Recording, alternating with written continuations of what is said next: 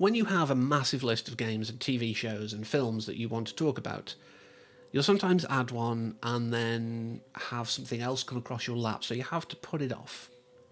And then more stuff comes across your lap, normally Marvel stuff. And you put it off, and you put it off, and you put it off. And there comes a point sometimes where I have to remove it from the list. It's normally games, because films I can rewatch, it's only a couple of hours, and normally I do anyway. I'll give them a rewatch so I can make notes.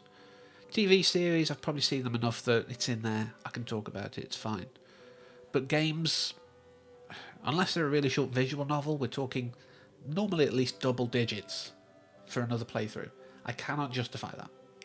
But the Batman Telltale games, both the original and The Enemy Within, needed to be talked about. So before I completely forget it, that's what I'm doing today. This is off best recollection. But I love these, and I'm so glad that we've got Telltale games coming back out.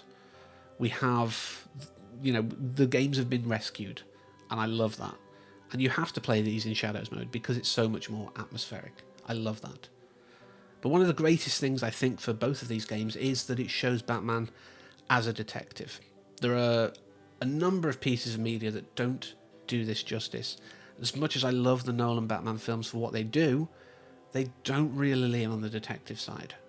And I think that's a problem. He's meant to be the world's greatest detective, even though that's been disproven by various sources. I'm not going to argue about it. It's not me who disproved it. But he is meant to be that. I mean, Detective Comics, that's what DC stands for, which is why I hate people saying DC Comics. Like ATM machine and pin number. Ugh. But he is meant to be this. Yes, he dresses as a bat and punches people out, but he's rich. He can do what he wants. That seems to be how the world works, right? At least he's using his powers for good, hospitalising people in a country where hospitalisation can bankrupt you. But anyway, he's meant to be the good guy here, so let's not dwell on that. But that's what he's meant to be. He's meant to be this guy who has a keen mind as well as the ability to knock you out. But that's what I love about this. The fight scenes, I guess, well controlled. They are QTE stuff, which I normally don't like, but you can't suddenly turn this into Arkham Asylum halfway through. So it did what it could within its medium. That's fine with me. But the scripting, the whole story is engaging. Both, as I say, both parts. I consider it one long story.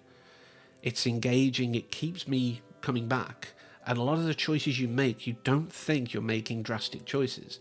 Then all of a sudden you realise that one tiny choice you made way back in episode 1 suddenly impacts the final episode in a big and drastic way. And this is what I love about Telltale games as a whole. You make tiny choices as you think, as far as you're aware at the time, but they come back and really bite you in the butt. But part of what I love about this is the fact they got really good voice actors. They've obviously worked with Dave Fennoy within the Walking Dead series, but we have a wonderful husband and wife team in Catwoman and Two-Face, who are also great on Critical Role, which is where I know them mostly from. I did know Laura Bailey's work before, but yeah, I love these people and they're great. We have, of course, Troy Baker himself, we have Steve Bloom, all these great voice actors who tend to know each other and hang around in similar circles. They do a good job. Even the smaller characters were maybe less known to me, but they've got a good body of work behind them, they've got a good track record, and again, in this role, they did really well, so that's all that matters. As long as I could believe them in these roles, it's all I care about. But one of the big things I really, really wanted to talk about was the idea that, depending on your choices, you can make John Doe, or as we find out, and as we guessed as soon as we saw him, the Joker, into a kind of anti-hero.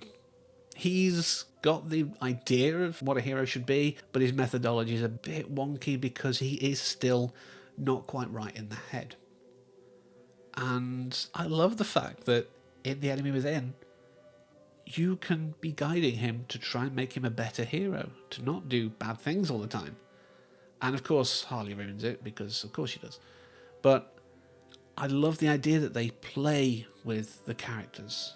They don't just give us what we've seen time and time again in various iterations. Whilst I love Jack Nicholson and Heath Ledger and Mark Hamill, I don't know why I couldn't remember Mark Hamill's name then, as the Joker, and Cesar Romero even, let's go back there.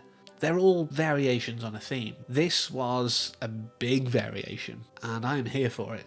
I wouldn't necessarily say I need more of the Telltale Batman universe. I think it wrapped up nicely with these two. and I enjoyed my time with them. But I really love them. I mean, I got these free through Amazon Prime Gaming, so I didn't pay for them, which a lot of times free stuff is better. I'm not encouraging pirating or anything like that. If you can get something for free legitimately, like the Epic Games always do a thing every week, then yeah, I tend to find I enjoy those more because I haven't got the hole in my pocket. But I think I'd have enjoyed paying for this. It was on my waitlist, I think, on Steam at one point. I'm sure at some point in the past. I did definitely want to play this. Let's put it that way. And it did not disappoint. So if you haven't played it and you can find a copy, get them both together, play Shadows mode, enjoy the story, make some weird choices that you didn't think would hurt you in the long run. And as always, until next time, thanks for watching and take care.